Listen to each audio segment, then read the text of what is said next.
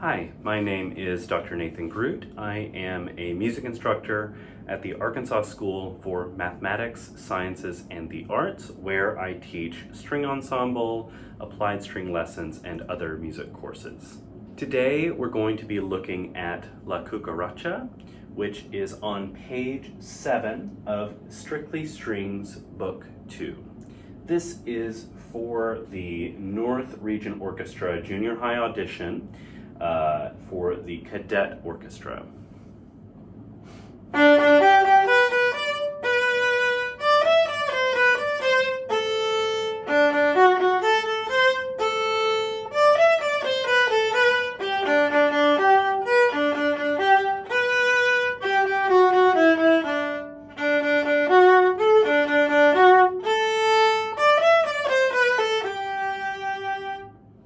So let's talk about this excerpt just a little bit. First thing we're going to look at is our key. You'll notice we have 1 sharp in our key signature. We are in G major. And if you look at your book, your Strictly Strings book, you'll notice on page 6 we have a full G major review. I would encourage you to play this full page to help prepare you to play in the key of G in this excerpt. Also, each time you pick up this excerpt, it might be a good idea to run through your G major scale. Let's play a 1 octave G major scale. Starting on the G string, open G, first finger A, second finger B, third finger C, D string, first finger E, second finger F sharp. There's our 1 sharp in this key. And now we're back at G. Now back down.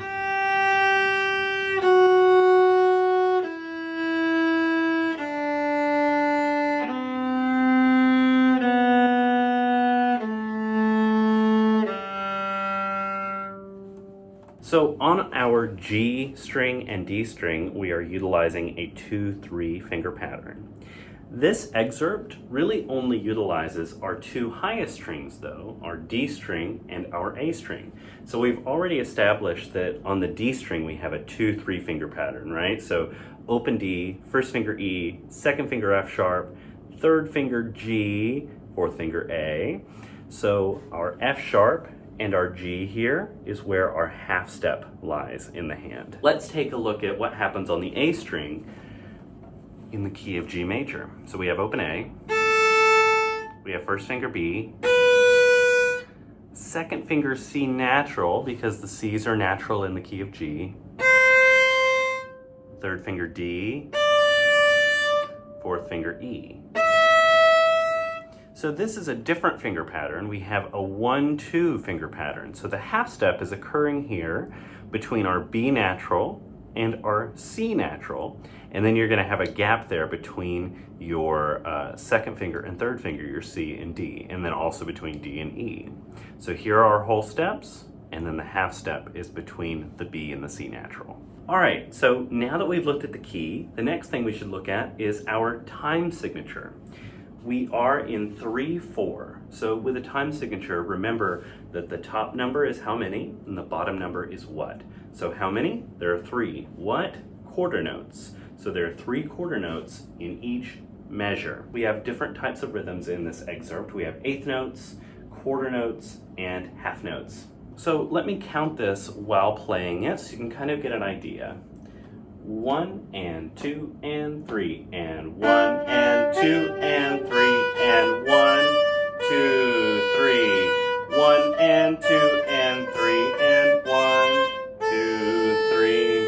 1 and 2 and 3 and 1, 2, 3. 1 and 2 and 3 and 1, 2 and 3 and 1, 2 and 3 and 1, 2, 3. 1 and 2 and 3 and 1, 2 and 3 and 1, 2 and 3 and 1, 2, 3. 1 and 2 and 3 and 1, 2, 3. Off. Okay, so just make sure that you have this really steady with the rhythm. I would encourage you to practice this with a metronome. Later in the video, I will go through it many different tempos just so you can sort of practice along. We'll get to that later, but I would still encourage you to try practicing it just with a metronome, so without me playing. Playing with a metronome and practicing with a metronome is a really important skill for all of us.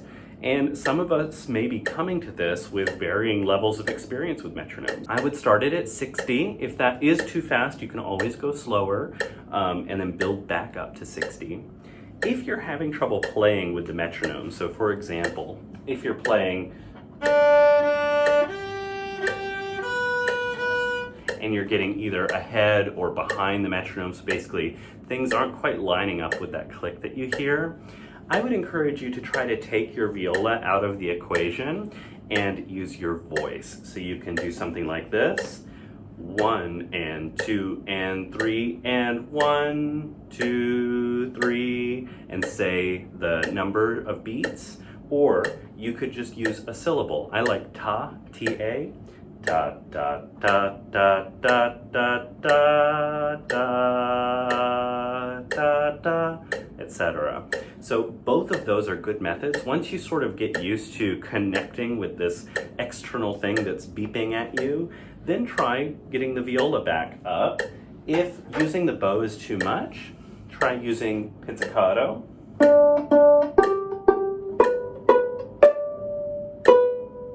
The good thing about pizzicato with a metronome is there's no sustain. The note happens exactly when you pluck the string. So there's no way to sort of fake your way around the note starting at the right time, which is ultimately what we want when we want to play exactly in rhythm. The trickiest measure rhythmically is going to be measure 12, which is 1, 2, 3, 4, 5 from the end. It's where we have the lift, and we'll talk about it in a moment when we talk about the bow, but the main thing is to feel beat 2 happening while you're not playing. So if you've ever had a teacher say, play the rest, that's kind of what we're talking about here. So 1, 2, 3, 1, rest, and 2, and 3, and 1, 2, and 3, and 1, 2. So practice doing just what I just did there. 1, rest, and 3, and. So practice that so that you can really internalize that rest so that that 8th note rest isn't too long and isn't too short. All right, so since we're on the topic, let's talk about the bow here. We have this lift, this breath mark that happens in this measure, and then we have something else, lower half, LH, below that. Why is that there? So if we played that from measure 11,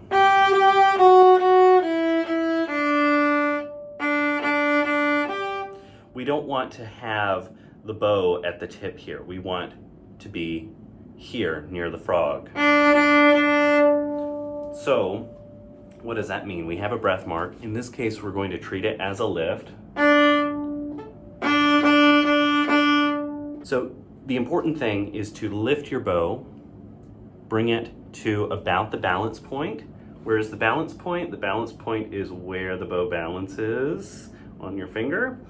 And it's a great place in the bow to play, great response. So when you do this down bow, come back up, set the bow down, and then go up. Set. So let's practice this together slow. 1, 2, 3. Down, set, up, down, set, up, down, set, up, down. So practice just doing that. Maybe even practice this isolated at different tempos so that it becomes really natural to play, that little tiny bow circle. You may also notice that through this excerpt, sometimes we have a little dot above a note. That dot is an articulation called a staccato. A staccato means it's going to be shorter, you're going to have a space after that note and before the next one. So the first one appears in measure 2. So if that didn't have a staccato, it would sound like this.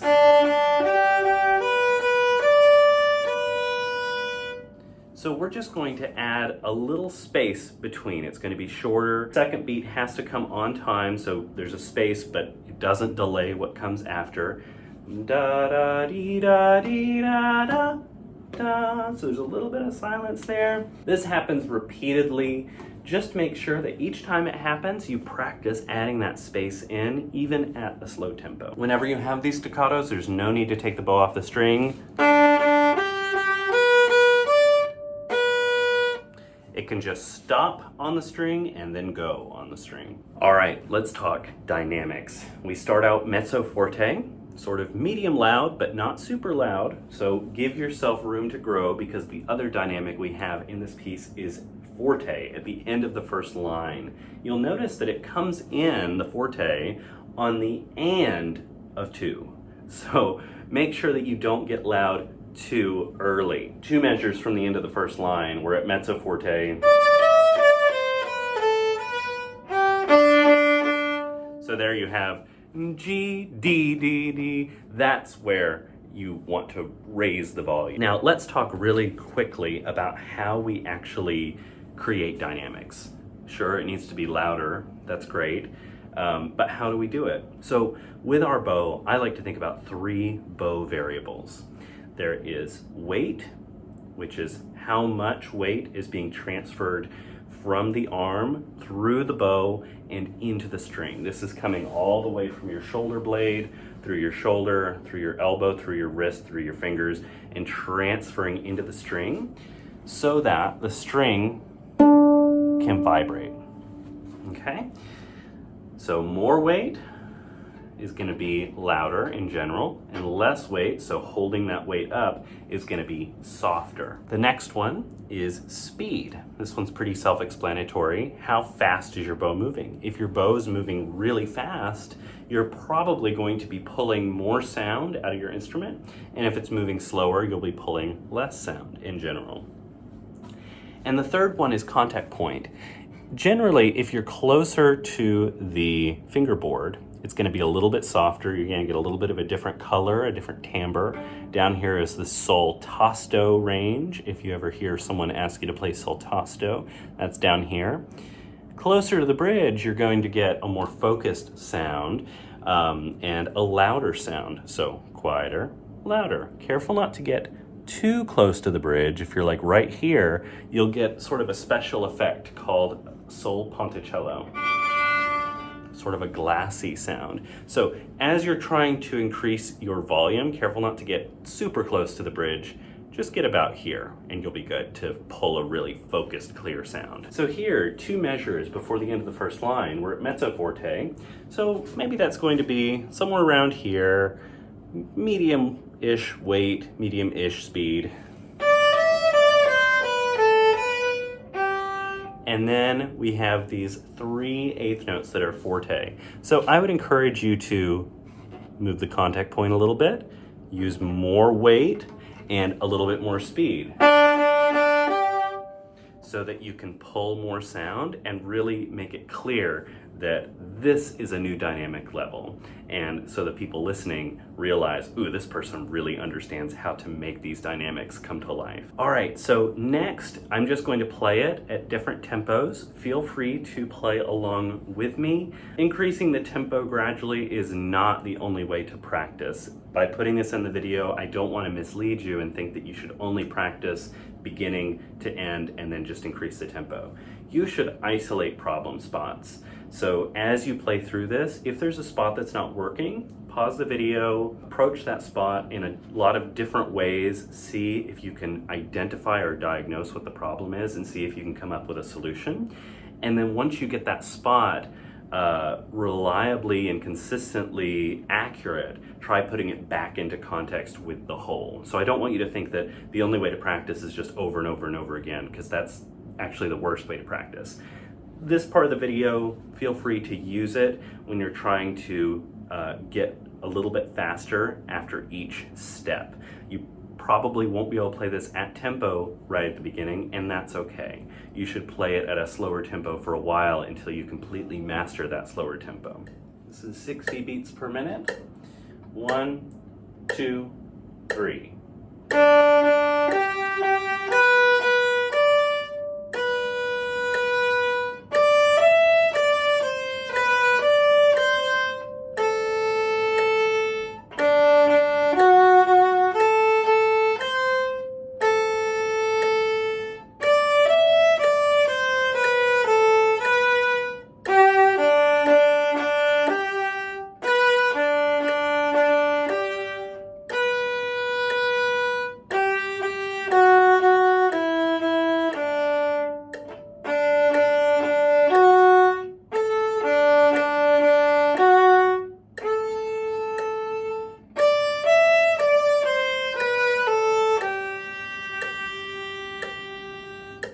right, this is 70.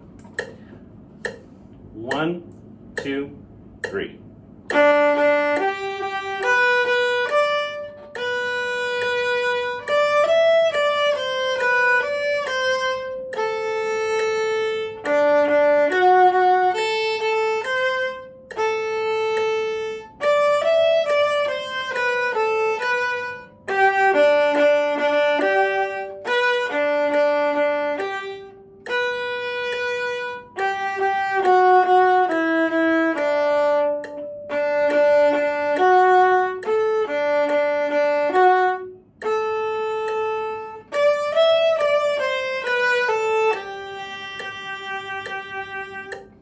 All right, this is 80. 1, 2, 3.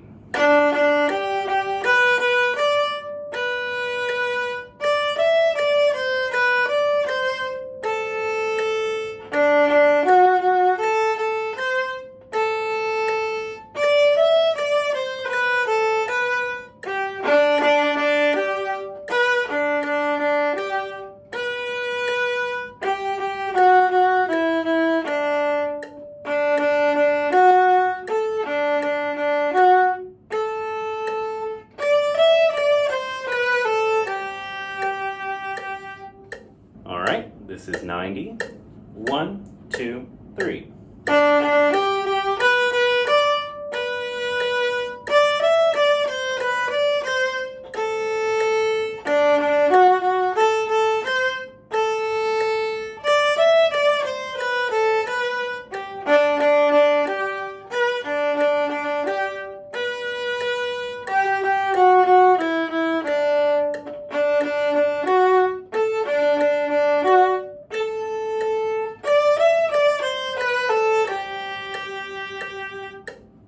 All right, this is 100.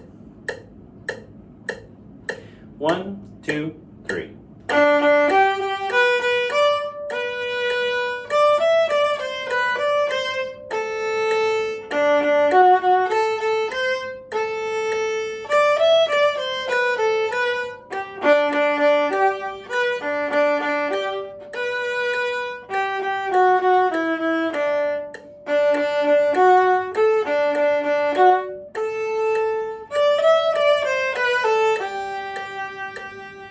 This is 110. 1, 2, 3.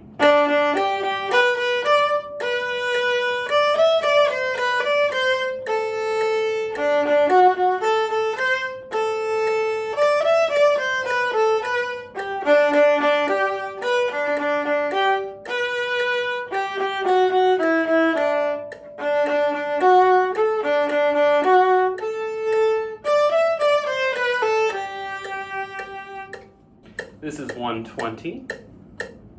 1, 2, 3.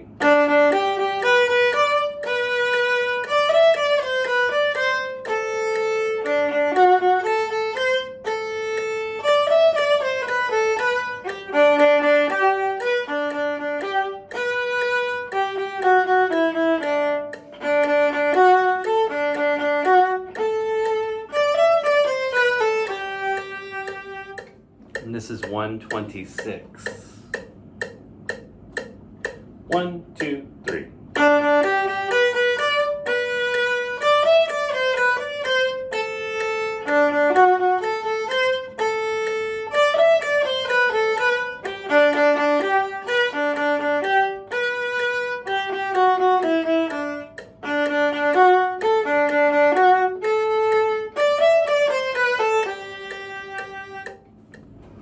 Alright, so I hope that this video was somewhat helpful for you, and I wish you the best of luck in your audition coming up. As always, if you have any questions for me, or if I glossed over something, feel free to leave a comment below, or reach out to me through my website or social media. I'd love to hear from you and help you out with anything that you might need help with. Alright, thanks so much for watching, and as always, happy practicing.